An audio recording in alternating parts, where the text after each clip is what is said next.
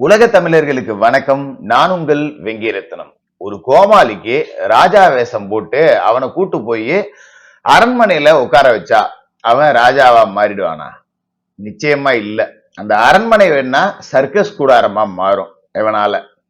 அப்படிதான் நம்ம காலங்காலமா ஒரு எகிப்திய பழமொழி அப்படிங்கிறது சொல்லிக்கிட்டு இருக்கு.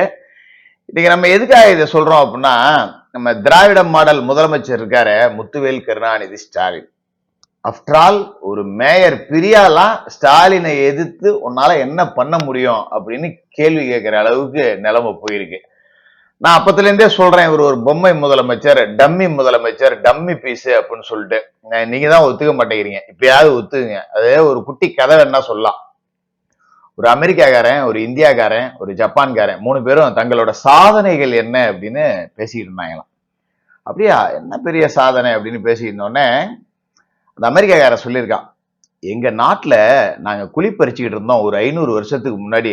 குழி பறிக்கும் போது பாத்தீங்கன்னா என்ன ஆச்சரியமா இருக்கு, நாங்களே அதிசயிச்சிட்டோம். என்ன அப்படின்னா டெலிபோன் கேபிள் இருந்துதான்.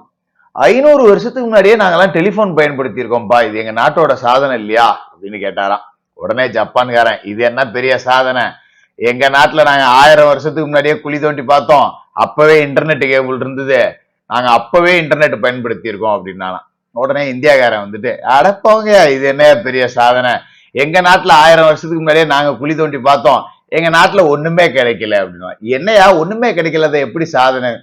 உங்க நாட்டுல வந்து டெலிபோன் கேபிள் கிடைச்சது, நீங்க டெலிபோன் யூஸ் பண்ணிருக்கீங்க. உங்க நாட்டுல வந்து இன்டர்நெட் கேபிள் கிடைச்சது, நீங்க இன்டர்நெட் யூஸ் பண்ணிருக்கீங்க.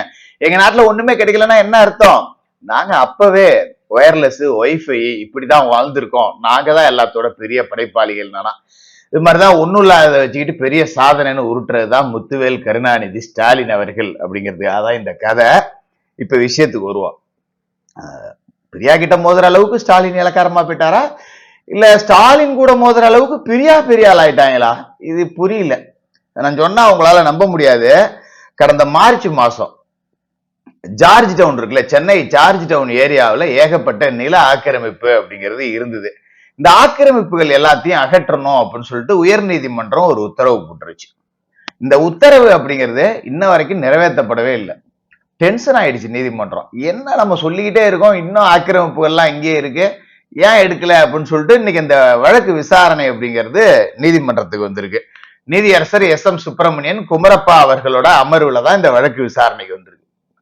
மார்ச் மாசமே ஆர்டர் போட்டோமே, ஏன் ஆக்கிரமிப்பை இடிக்கல, கூப்பிடு மாநகராட்சி அதிகாரின்னு சொல்லி மாநகராட்சியில இருந்து இன்னைக்கு ஆள வர வச்சா, மாநகராட்சி சொன்ன பதில் என்ன தெரியுங்களா?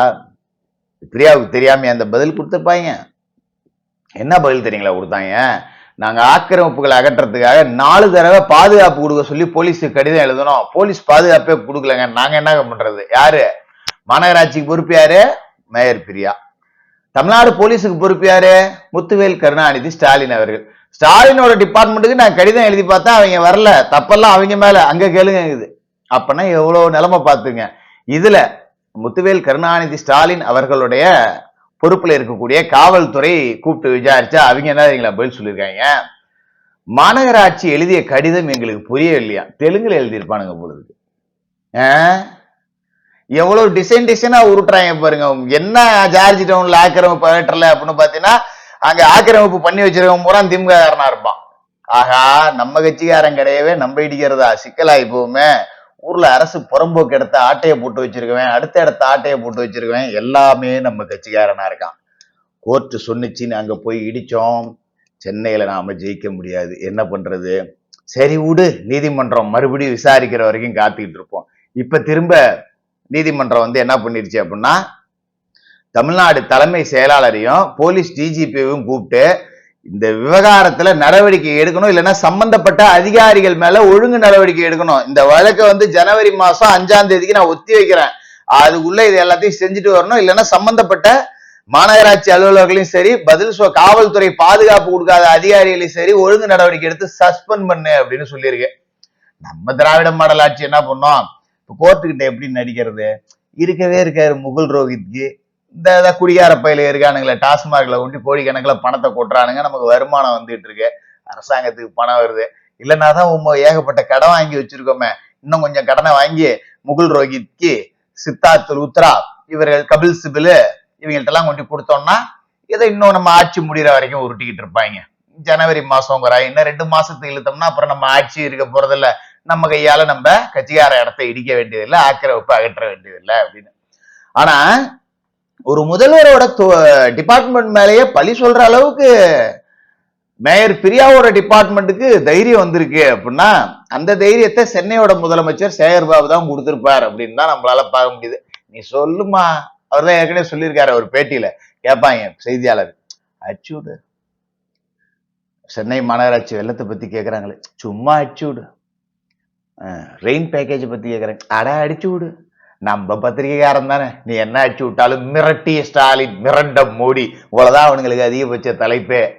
வேணா போடுற பொறையில 2 எக்ஸ்ட்ரா போடுவோம், நீ அடிச்சு விடு அப்படிங்கிற மாதிரிதான் சொல்லியிருந்தாரு. இந்த தைரியம் தான் மேயர் பிரியாவுக்கு இப்ப வந்திருக்கு. அடுத்தது பாத்தீங்கன்னா திருவண்ணாமலை தீபம் ஏற்றிய விவகாரம். இந்த தீபம் ஏற்றாத விவகாரத்துல இன்னைக்கு கோர்ட் கண்டெம்ட் அப்படிங்கிறது விசாரணைக்கு வந்திருக்கு. சும்மா கழுவி ஊத்திருக்காரு நீதிபதி திரு GR சுவாமிநாதன் அவர்கள். வழக்கு தொடர் விசாரணை நாளைக்கும் வர இருக்குது. இது தீபம் சார்ந்த பிரச்சனை அல்ல, இது சொத்துரிமை சார்ந்த பிரச்சனை. அந்த மலை யாருக்கு சொந்தம் அப்படிங்கிற பிரச்சனை. நம்ம கனிமொழி அக்கா இருக்குல்ல, அது தீபத்தூண் அல்ல, அது ஒரு நில அளவை கல் அப்படின்னுச்சுல. ஒட்டுமொத்த திருப்பரங்குன்றம் மலையை, தர்காவையும் சேர்த்து இந்த கோவிலையும் சேர்த்து தீபம் ஏற்றக்கூடிய இடத்தையும் சேர்த்து எல்லாமே பாத்தீங்கன்னா 169 அப்படிங்கிற ஒரே சர்வே நம்பர்ல வருது. ஒரே சர்வே நம்பருக்குள்ள எதுக்கு தனியா கொண்டு போய் எல்லை கல் வைக்கிறாங்க? எவன் அங்க கல் வச்சு கருமாதி பண்ணிச்சு இவங்க கல் வைக்கிறதுக்கு? ஒரே சர்வே நம்பர்ல நடுவுல எதுக்கு கல்லு அப்படிங்கிற கேள்வி இருக்கு. இதையே 1981 வருடத்துல இந்த இடம் தீபத்தூண் தான் அப்படின்னு தமிழக தொல்லியல் துறை ஒப்புதல் கொடுத்திருக்கு, ஒரு நூல் எழுதி இருக்கு. இன்னைக்கு தினமலர்ல ரிப்போர்ட் ஆயிருக்கு, அதை வேணா செக் பண்ணுங்க நீங்க. தமிழக தொல்லியல் துறை சொல்லியிருக்கு 1981 வருடம் இதுதான் கார்த்திகை தீபம் ஏற்றக்கூடிய தூண் அப்படின்னு நான் சொல்லல, தமிழ்நாடு தொல்லியல் துறை சொல்லியிருக்கு. தினமலர்ல ரிப்போர்ட் ஆயிருக்கு, செக் பண்ணிக்கலாம். எதுக்கு இப்படி டிசைனா உருட்டணும்? இது இப்படி ஒரு நிலைப்பாடு எடுத்துட்டாங்களா? இதுக்கு இங்க இருந்து நீதிபதி GR சுவாமிநாதன் ஒரு சங்கி, அவர் ஒரு காவி பயங்கரவாதி, அவர் ஒரு RSS பயங்கரவாதி, இவனை மேல ஒருத்த மேல கூட கோர்ட்டு கண்டெம்ட் எடுக்கல, இன்னும் துத்தி திரிஞ்சுக்கிட்டு இருக்கானுங்க திமுகவோட எலும்பு பொறிக்கிங்க.